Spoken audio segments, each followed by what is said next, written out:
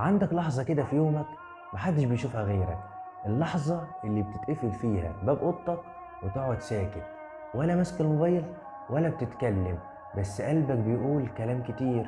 اللحظة دي أكتر لحظة ربنا بيبقى قريب منك فيها، مش وانت في الجامع، مش وانت وسط الناس، لأ، اللحظة اللي انت فيها على حقيقتك، من غير تجميل ولا فلتر ولا كلام كبير.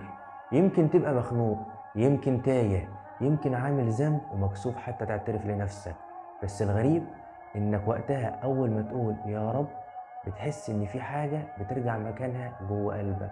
احنا بنجري طول اليوم، شغل، مشاكل، طلبات، ضغط، بس لو كل يوم خدت دقيقتين لنفسك تقعد وتقول يا رب اهديني، قويني، سامحني، صدقني يومك هيتغير ونفسك هتهدى، وامور كانت واقفة هتبتدي تتحرك.